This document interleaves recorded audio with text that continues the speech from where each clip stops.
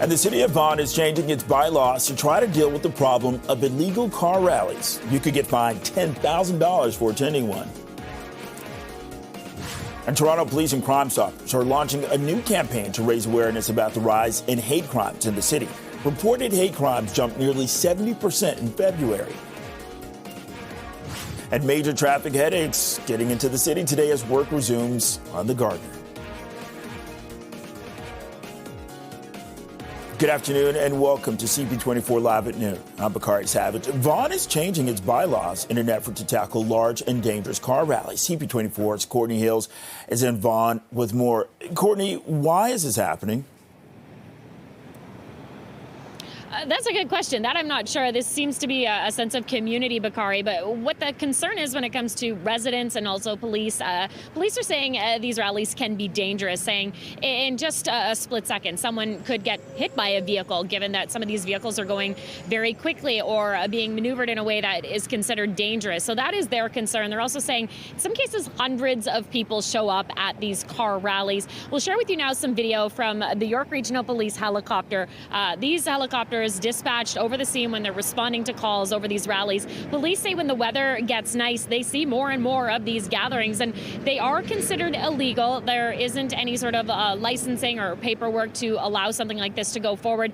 And City Council in Vaughan also concerned about this, saying that they're hearing from residents who don't want to see this in their neighborhood, saying some of these rallies are happening really, really close to residential areas. They're happening close to schools. We talked to the mayor, Stephen Del Duca, about this earlier. Here's what he has to say about the concerns from people in his community.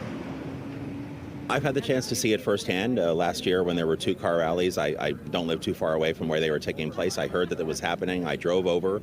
I witnessed them both firsthand. They're scary. Lots of people, hundreds if not thousands, participating in really reckless behavior. I'll call them smoke canisters, smoke bombs, whatever the right terminology is, were being shot off, firecrackers. People live literally right across the street from many of these plazas. They've called us, they've texted me, they're local councillors.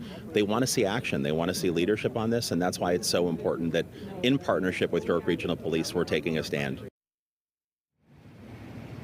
So the city and York Regional Police say they're cracking down on this illegal car rally activity. Basically what they're doing is they're making changes to bylaws, making it so that anybody who attends a rally like this, even if you have a car that's registered in your name and it's caught at a rally, you could be looking at a really steep fine. Some of these fines start at about $500, but the maximum amount, $10,000. And Bakari, York Regional Police say they're going to boost enforcement on this as well, meaning more officers dedicated to keeping an eye on this type of situation, especially on weekends when they really tend to see these rallies, but also getting out in the community and telling people how they can help. And the message from police, if you see a rally like this happening, and it can happen very quickly because it's often organized online, they are asking people to contact police so they can respond. Over to you. And again, fines of up to $10,000. CP24's Courtney Hills live in Vaughan. Thank you, Courtney.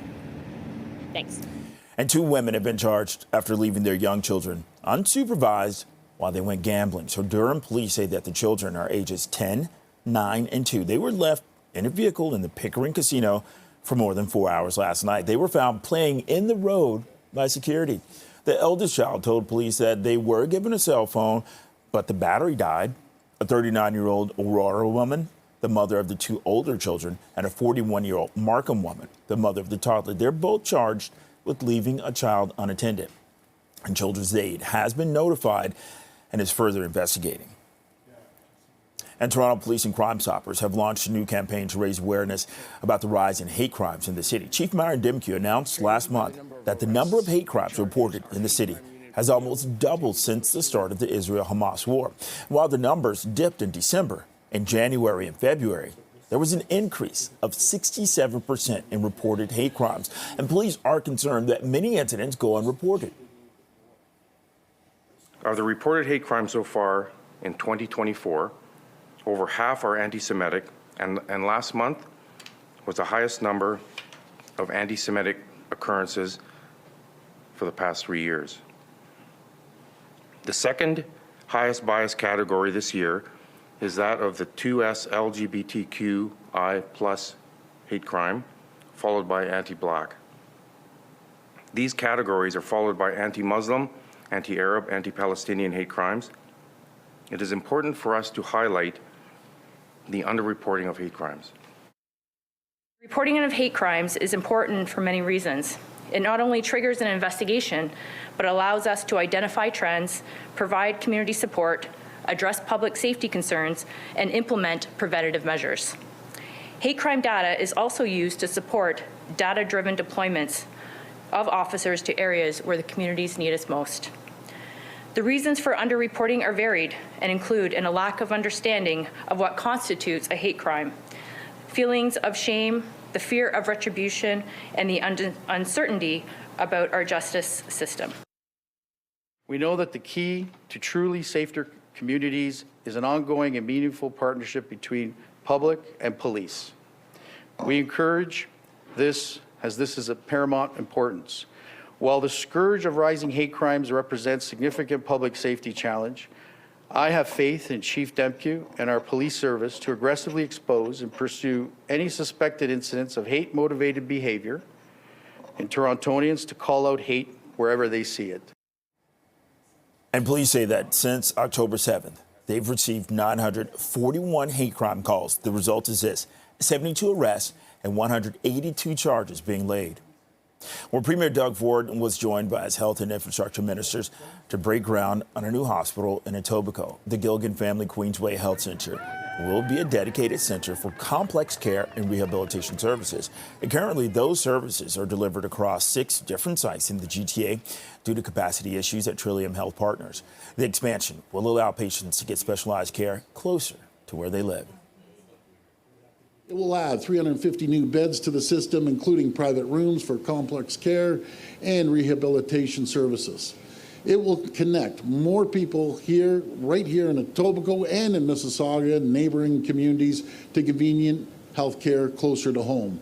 And friends, right across this province, we're building a stronger, more resilient healthcare system. We're continuing to make significant investments to support, expand, and modernize our hospital and healthcare infrastructure. Getting shovels in the ground for over 50 hospital development projects that will create more than 3,000 new hospital beds in communities across Ontario. This includes our government's investment in the new and expanded Gilligan Family Queensway Healthcare Centre.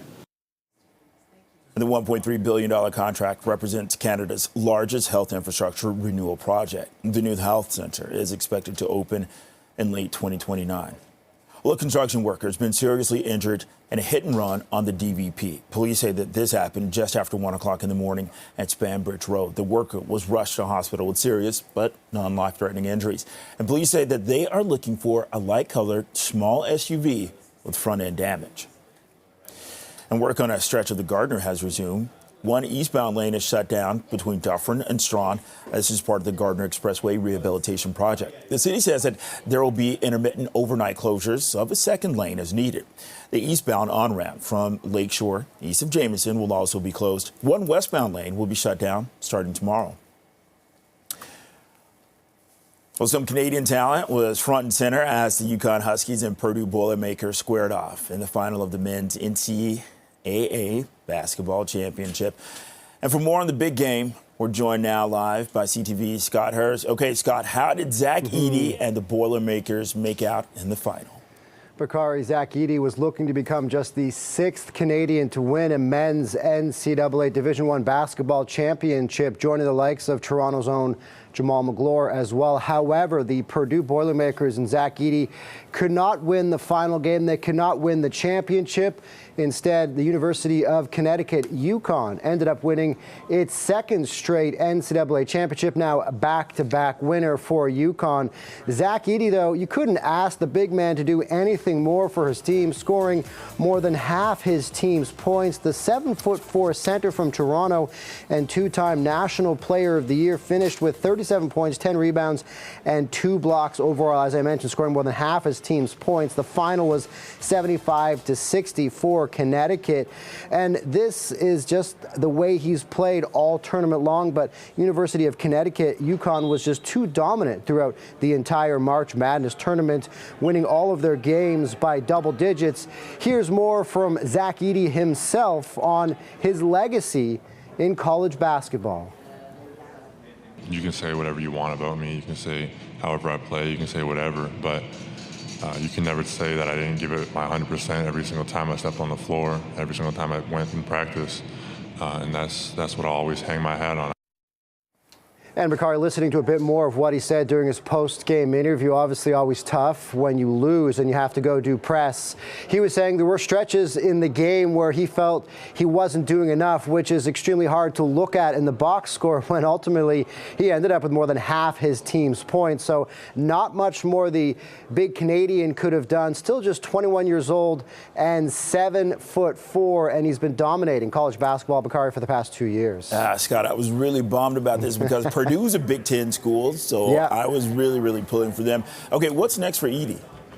NBA draft is next for Zach Edey. Now, he's not expected to be one of the top picks in the NBA draft, even though he has been the top player in college basketball for the last 2 years. Because of his size and the way he plays, it doesn't really jive with the current NBA play, but scouts expect him to still be drafted into the NBA, potentially late in the first round, early second round. So he has that to look forward to in the summer. The NBA draft is in late June.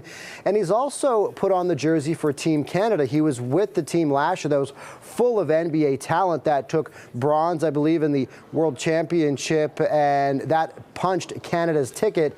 That was the World Cup, punched Canada's ticket to the Paris Olympics this summer. So there's a good chance he could throw on the Team Canada jersey once again and represent our country before he starts his career in the NBA, Bakari. All right, very exciting. CTV's Scott Harris. Thanks, Scott. Thanks, Bakari. Well, the global heat record, it has been broken for a 10th straight month. Both air temperatures and the world's oceans hit an all-time high in March. That's according to the European Union Climate Agency Copernicus. March averaged 14.4 degrees Celsius, exceeding the previous record from 2016 by a tenth of a degree. Scientists say that the record-breaking heat during this time wasn't entirely surprising due to a strong El Nino. Well, coming up next on CP24 Live at noon, we're going to speak with the president of the Toronto Police Association about 2 officers being injured in 2 separate incidents. It all happened last night.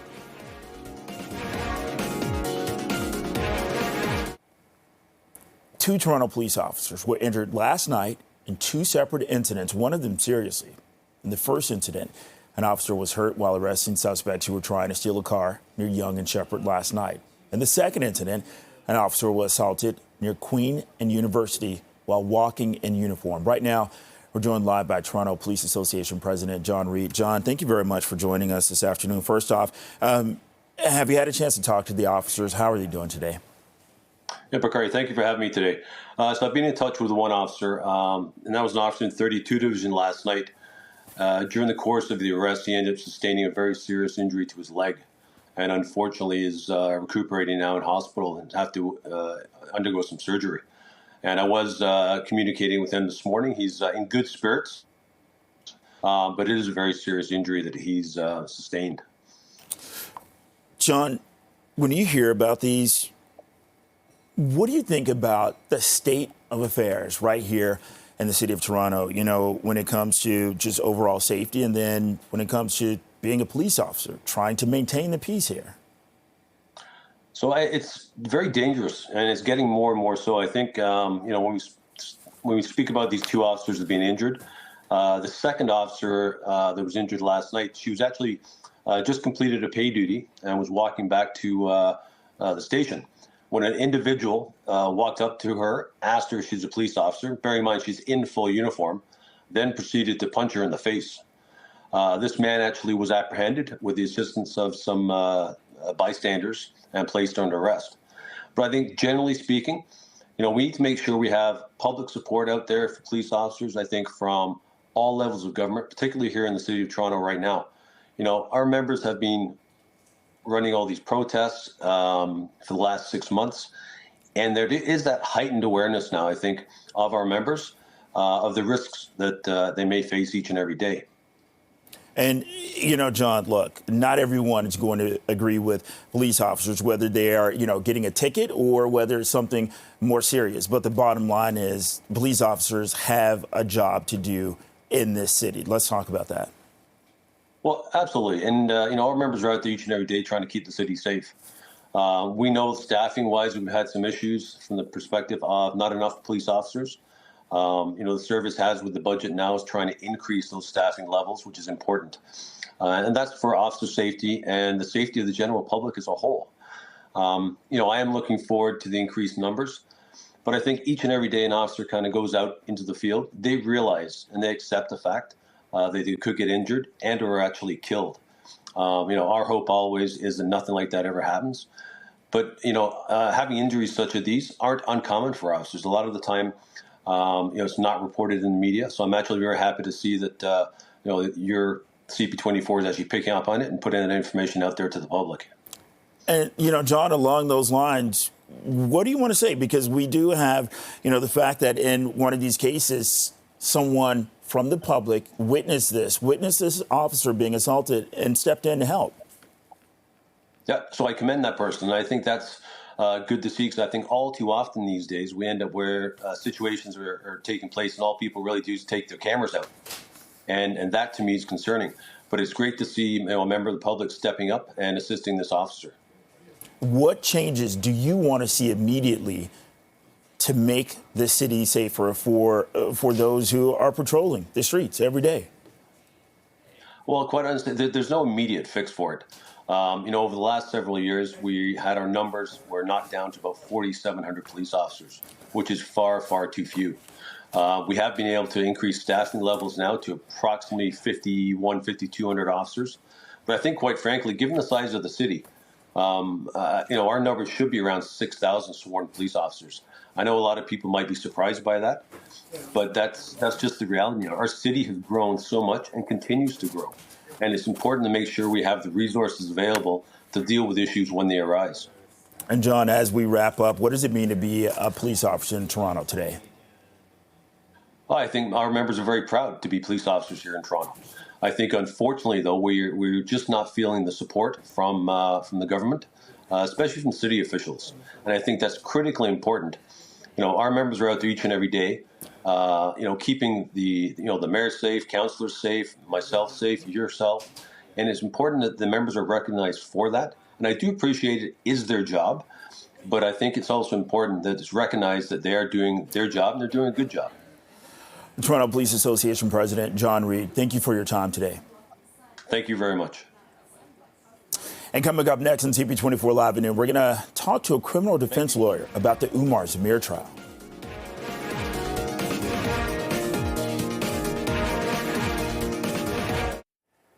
And the trial continues today for the man accused of running down and killing a Toronto police officer in 2021. The Crown is cross-examining a reconstruction expert called by the defense yesterday. Barry Raftery testified that based on the damage to Umar Zamir's BMW, he believes that Constable Jeffrey Northrup was already on the ground when he was run over. His testimony contradicts that of a police reconstructionist who was called by the Crown, who concluded that the officer had been knocked down by the reversing car and then run over when the car drove forward. So Umar Zamir has pleaded not guilty to first-degree murder.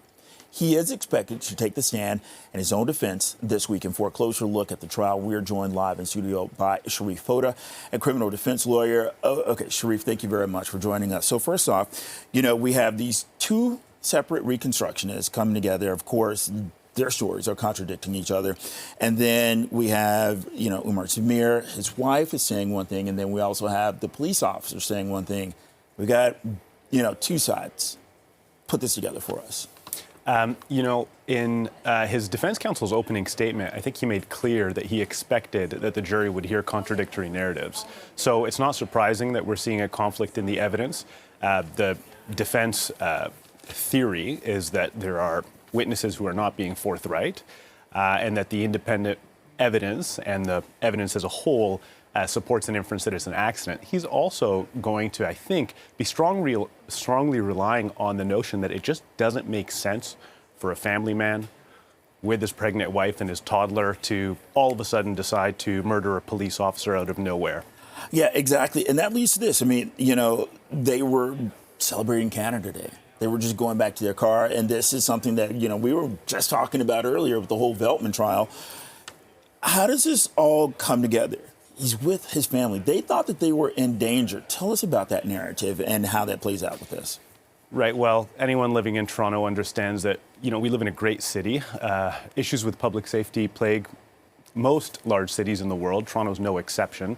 And given that this was on the heels of the Veltman terrorist attack and issues that we see downtown all the time, I don't think the jury is going to be surprised that the defense theory is that that Mr. Zamir and his spouse were on edge when this happened, and that could have influenced their state of mind when approached by undercover police officers. You'll recall there were other civilian witnesses who testified that they didn't know or believe that these were police officers either. Okay, so we have already heard from Zamir's wife. We are expecting him to take the stand at any point. Is this a good move? Is this a good idea? What could this do? How could this harm things? Very good question. The burden of proof always rests with the prosecution. They have to prove the case beyond a reasonable doubt.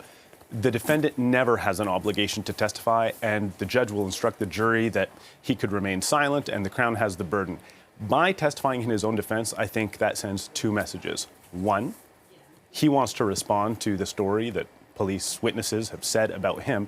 And two, he's not afraid to subject himself to cross-examination in front of the jurors, as the other witnesses had to do.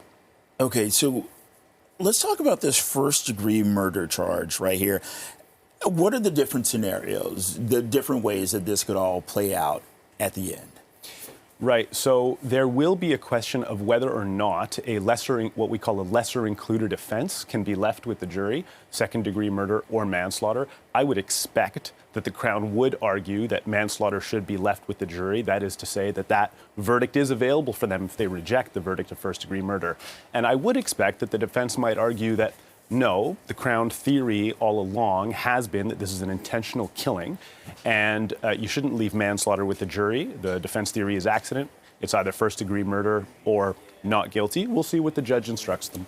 And, when it comes down to it, the timeline of this, this goes all the way back to 2021. How much longer do you see this playing out? And when it comes to the outcome of this, what are you expecting? Well, I would expect the trial to wrap up, barring any unforeseen circumstances, sometime in the next week, maybe two at most, I would guess. And once there's a verdict, then the parties decide if they're going to file a notice of appeal and seek an appeal. They would have to do that within 30 days of the verdict being rendered or 30 days of the sentence being imposed if Mr. Zamir is found guilty of any offenses. And appeals typically can take 1-2 years. So one would hope that there would be some finality to the trial and a verdict would give closure to everyone involved. But it could be a while yet. And when it comes to this type of case, you have a civilian, a peace officer, and then we also have, the jury. Put this all together in terms of Canadian history. It's very, it comes at a very interesting time. We live in a very different world than Canadians did at Confederation. We live in a multicultural society where there are very wide-ranging views about the role of police and police officers in Canadian society. I think this trial will show that all members of Canadian society, wherever we come from, whoever the conflict is with, are entitled to fair trials. Our justice system is very strong, so I'm confident that Mr. Zamir will get a fair trial. Criminal defense lawyer Sharif Foda, thank you very much for your time and your insight. Thank you. Thank you for having me. Thank you. Well, coming up next on CP24 Live at noon, Toronto Police and Crime Stoppers. They're launching a new campaign to raise awareness about the rise in hate crimes in the city. Reported hate crimes jumped nearly 70% in February. More on this is next. And City Hall's Executive Committee is meeting today with a number of items on the agenda. Let's listen in for an update from Mayor Olivia Chow. Perhaps having 10% of the population, of Canada, if we could perhaps get $20 million, we don't know. We can just enhance the program so dramatically, whether it's meals in school or more school being able to qualify, meaning more kids will get fed. We do know that 1 out of 10 people in Toronto use a food bank, and a third of them are children. So we do know that children are going to bed hungry, and that perhaps the best meal in a day is in fact in the school. We hope the provincial government will accept the funds from the feds and then transfer it to the city and also match it. Then together, all three levels of government will be able to join the local community, both the parents and all the small businesses surrounding a school, in providing children a great meal in school. And that would be our dream. So executive committee discussed that this morning as the first item. The second item that's extremely important is about 311. When local residents call up 311, they want good service. They want results. They want it quickly, not wait too long. So today, we have the Service Excellence Committee reporting.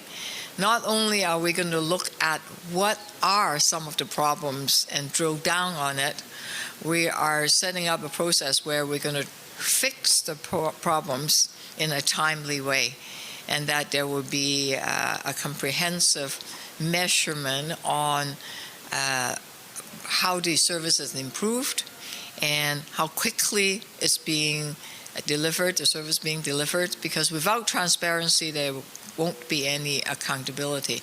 So that too is being put in place. FIVA, of course, now have a team of 4 councillors looking at the budget line by line, joining with my special envoy, David Sanaki, former budget chief, and that too is set up. We have also did something very exciting today. We have taken a giant step forward for the Somalian community, as they have searched for 4 decades on wanting and needing to build a community center. Today at the executive committee, we said, yes, we hear you, we see you, and that we are working closely with you to help build this community center. And it will be somewhere in Toronto, of course, and possibly on city land. So all of that is being negotiated. It's a giant step forward because it's been many years that the community have been saying we need a place, a local area to gather and to connect with each other and to all the local neighbors. The last item that is of note is that for a long time, the school board and the City of Toronto have been needing to work together, and there's no process to do so. Today, we said, let us work together. The school board has land that they want to develop, and the city can provide a helping hand, so that the land, the vacant land or some of the surplus land that the school board has can then be used for local use, whether it's building affordable housing, a community center, or a library. Let us work together so that we can then have the schools as the center of a community. And now we have 2 levels of government working together, and we're asking the province to expedite that and allow us to do so in the most efficient, convenient, and affordable way. So those are the 4 items that was in front of the executive committee. On that last note, Minister Lecce said this morning the TSB had asked perhaps that it close schools to help with its budget problems. Minister Lecce has basically said, no, we're not going to let that happen. We're not going to pull back what has been a notion that they're not going to be able to. So just want a response to that. No community would want a school closed. We have proven in the past that with the city being involved, that we could assist in keeping a school open, but also serving the community in the most fiscally responsible manner. So, using the example of Bruce School, it was going to be closed, And the community said, oh, don't close the school. We love our school. We worked with the principal. At that time, her name was Valerie Ma. We looked at the need of the community, and they really need a child care center. So Bruce Schools did not close. It now has a child care center, toy library, family resource center, all serving children from the community. After school activities, it became a community hub. It became incredibly successful. The city contributed money as a pilot project, and Bruce School and other schools as a community hub then paved the way for the early years program, which then meant that all-day kindergarten in Ontario was then rolled out. And by not closing Bruce School led to many good things and policies changed across Ontario. So, things that you're discussing now in terms of using TDSB lens for potential housing policies, will that potentially help the TDSB in terms of its budget issues and provide some of this? absolutely. We hope so, because if we could provide a bit more density in some of the land, and that if we could build it together, yes, it could revitalize the school. It can retrofit some spaces that are in need. It could also build a community hub around it. It may not just be housing. It may also be social infrastructure that is needed. Between the city and the school board, there are a lot of land. And of course we need to protect green space, because if we have more housing, more children, we need green space. We need community space. So, but we could work together. And we have the experience of developing land. We have the planning department is right here. And the school board is not equipped to run those kind of things, but we can assist. So coming together means that we could benefit the local community greatly, but also inform some of the policies. So we're asking the province to enhance our ability to do so. It doesn't contradict what the Minister of Education have announced. That's up to him. Between him and the school board, it's not up to us, but we're saying any kind of land that the school board has that they want partnership, we're here.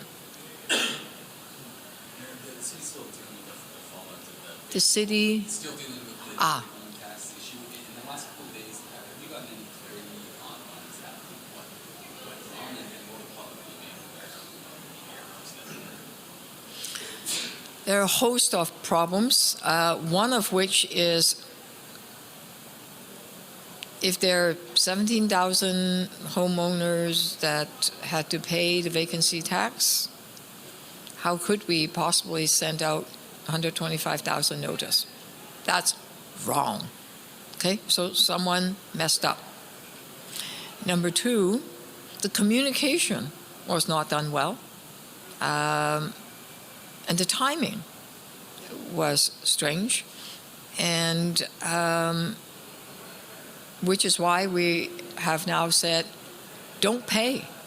Don't pay if you are not, if you're living in your home, right? So we will have a comprehensive answer to all your questions at City Council, because I've asked for a clear path forward so that the 110,000 people that might have received the bill would rest assured that they do not have to pay, that they pay whether it's the late fine or the fees, right? Because that notice should have never have gone out.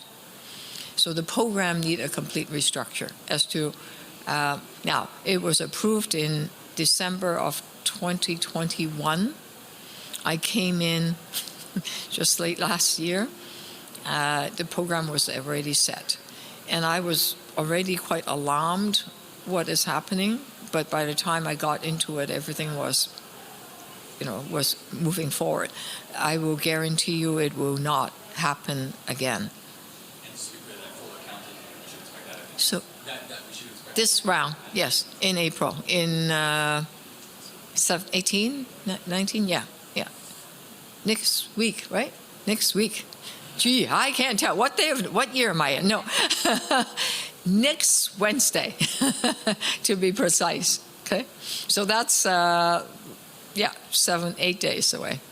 Mayor, just on the TDSB property issue, are you frustrated that the province hasn't given the board more autonomy or more flexibility to control what it does? That's really between it's between the provincial government, the minister, and the school board. I really are not equipped to comment on that. I just, I looked at the land and I look at some of the schools that are in need of repair, and I said, maybe we could assist. And because I've had been a school trustee and been a counselor, I have done projects together where, if you want two examples, the Market Lane School over at the St. Lawrence neighborhood, the Market Lane and the community center got built together. By working together, you have both in one place. And then we did that in the waterfront over at the Bathurst Key neighborhood, the waterfront school and the waterfront community center, with a great playground and a big basketball court were built together, right? So I know the city and the school board can work together. And there are a lot of buildings that are also built in that neighborhood, both in the St. Lawrence and the Bathurst Key neighborhood. There are many other examples. So I know we can work together, and together we can do a lot more. We're both public institutions. Sorry, just on nutrition, one of the things that was pointed out was that the province hasn't changed the amount of money that they put in for, I think, 8 years. Is that acceptable? Well, the price of food have gone up dramatically, which is why we had the 8.5% increase, because we didn't want to continue to see a banana being cut 3 ways for. These are not small kids. These are teenagers, right? That's what I'm hearing from the principal in Mark Garneau's school is heartbreaking. And we have to make sure kids have food in their stomach, or else they're not learning well. I do note that the provincial government have increased some funding in this portfolio recently, and hopefully there will be more, or that funds would roll out quickly, because that was part of in the last few months there have been an announcement where the food program have increased through the province. It just needs to make its way to City of Toronto. Okay, we've been listening to Toronto Mayor Olivia Chow give an update on City Hall's Executive Committee agenda for today. The items include, looking at securing additional meals for children in schools to the tune of $20 million, fixing the 311 system. When it comes to FIFA, having 4 counselors look at the budget line by line, and also working with the Toronto School Board in order to look at vacant or surplus land and see how they can actually use that. Well, Toronto Crime Stoppers launched a new campaign to raise awareness about the rise in hate crimes in the city. CP24's Beatrice Vaisman is standing by at police headquarters with the latest. Beatrice. Bakari, we've seen a rise in hate crimes being reported to Toronto Police Service since the start of the Israel-Hamas war back in October. Certainly the violence happening in the Middle East making its mark here in this city. And as we heard from Superintendent Kathy Stevenson, who's the head of the intelligence unit for Toronto Police, hate has no place here in this city. And that's why Crime Stoppers, in partnership with Toronto Police and other supporting groups, have launched this new public state service announcement. This PSA that essentially focuses on educating people and really encouraging them as well, Bakari, to come forward if there are hate crimes that they witness or that they are the victims of across the city. It's going to be things like posters, radio ads, different social media posts that really just brings to people's awareness what they can do if they see something, hear something, experience something that they think Toronto police should know about so they can properly investigate it. It comes as the hate crime numbers are staggering in this city. Last month we heard from Police Chief Myron Demke that anti-Semitic hate crimes, the number one in the city, accounting for some 56% of all hate crimes reported in Toronto. The chief also expressing concern that the number of Islamophobic hate crimes surpasses the numbers, that they're just not being reported. And so this could be a mechanism to encourage people from all walks of life to come forward and report any hate crimes. Here's more from the deputy police chief along with the Crime Stoppers rep who we heard from today. While underreporting of all categories of hate is a concern, I know from speaking with people in our communities that Islamophobia is a significant concern, and given our statistics, I'm concerned about the substantial underreporting in this area. We have had 5 reports this year, which is not at all reflective of what we're hearing in conversation with members of our Muslim communities. We should all be empowered to stand up for what is right, even if it means going against what everyone else is doing. This is how we will break the code of silence.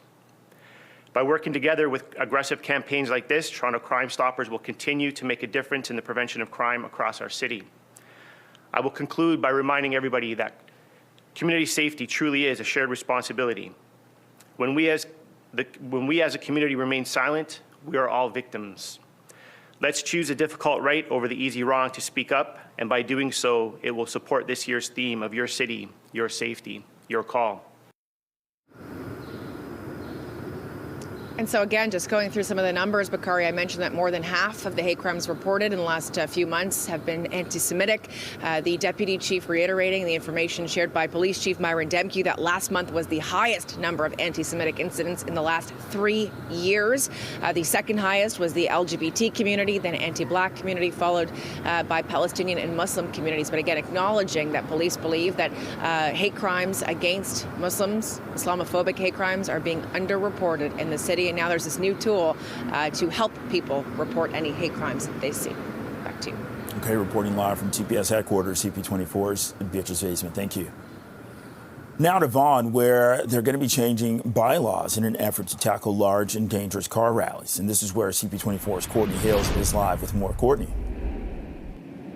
And Bakari, earlier today we heard from the mayor of Vaughan along with York Regional Police saying they're going to be taking steps to tackle this issue when it comes to illegal car rallies. We're talking about really, really big gatherings, often on private property, organized on social media. And we'll share with you some video from York Police. It's captured from their helicopter. It gives you a sense of just how many people show up at these rallies. What we heard from police, they say some of these rallies are dangerous, saying that the vehicles are maneuvered in a way that could put someone at risk. And we also heard that the chief said they are going to be ensuring there are extra officers on hand to respond to calls like this because residents say they don't feel safe and they have concerns. Here's more from the chief. We also talked to a Vaughan City Councillor about this problem.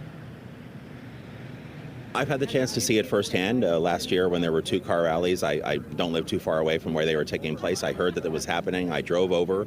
I witnessed them both firsthand. They're scary. Lots of people, hundreds if not thousands, participating in really reckless behavior. I'll call them smoke canisters, smoke bombs, whatever the right terminology is, were being shot off, firecrackers. People live literally right across the street from many of these plazas. They've called us, they've texted me, they're local councillors. They want to see action, they want to see leadership on this, and that's why it's so important that in partnership with York Regional Police, we're taking a stand. They also create excessive noise, which frustrates nearby residents and businesses who then complain to police and the city, and rightfully so. It should frustrate everyone. They are becoming increasingly and understandably unhappy. These stunts are often performed in front of groups of onlookers who stand far too close to the dangerous activities in an effort to capture the next viral video for social media. This has been a top priority for the community of Ward 2, the residents, and all across our city. it gets extremely crazy, insane. So what we've done together as a Vaughan Council, we've made this new bylaw much more tougher, much more stronger, much more enforceable. And this is what we're here for, to listen to the residents' concerns, especially when it comes to these car rallies. So we're here to work with the YRP. They're doing a phenomenal job supporting us to make our community safer. So it was 2 weeks ago that Vaughan City Council got together. They addressed this issue. They say they made changes to the bylaw, essentially banning anybody from attending these illegal car rallies. We're not talking about rallies or gatherings where people seek out the proper permits. We're talking about these organized rallies. Often they happen late at night. Hundreds of people show up on private property. And you heard there from police talking about some of their safety concerns. So council passing this bylaw, it means that anybody just going to one of the rallies, Bakari, not somebody participating, but somebody who's actually just watching things, or maybe you have a vehicle, it's registered in your name, and that vehicle is caught at an illegal rally. Well, police say they now have the ability to fine somebody, and we're talking about really significant fines here. Maximum penalty, $10,000. Over to you. CP24's Courtney Hills live in Vaughan. Thank you, Courtney. And coming up next on CP24 Live at noon, major traffic headaches getting into the city today as work resumes on the Gardner. Work on a stretch of the Gardner has resumed. One eastbound lane is shut down between Dufferin and Strawn as part of the Gardner Expressway rehabilitation project. The city says that there will be intermittent overnight closures of a second lane as needed. The eastbound on-ramp from Lakeshore east of Jameson will also be closed. One westbound lane will be shut down starting tomorrow. Right now it's 12:54, 14 degrees. It's time for a check on traffic. And for that, we turn to Angela Bois. Adj. Oh, good afternoon, Bakari. Yeah, it's a very, very busy afternoon. Sun is shining. That's the good news. The bad news is you're running into issues. If you're on the eastbound 409, actually they just cleared. It was on the ramp that took you to the eastbound 401. It was the two left lanes that were blocked following a collision. That problem cleared. Now, if you're traveling on the 401 eastbound, this is just as you make your way past the 409 in the Express. Crews on scene of a stalled vehicle that does have the right lane and shoulder blocked. We are dealing with problems on the 401 westbound. This is as you head into Collectors just through Islington. Heavy tow is on scene. Haven't hooked up the truck yet, but the left lane is occupied. Also creating a delay from the 400. And if your travels take you on the southbound 404 DVP, still delays from Shepherd to Winford. And you heard Bakari talking about the long-term maintenance. It's doing a number for the drive on the eastbound lanes of the Gardner from Dufferin to Strawn. That left lane is out, and here's what it's doing in terms of your delay. The backlog does extend from before Park Lawn. Stick with the Lakeshore. Good alternative to get you by. I'll send it back to you, Bakari. The CP24 traffic report is brought to you by CapitalDirect.ca. Thank you for watching CP24 Live at noon.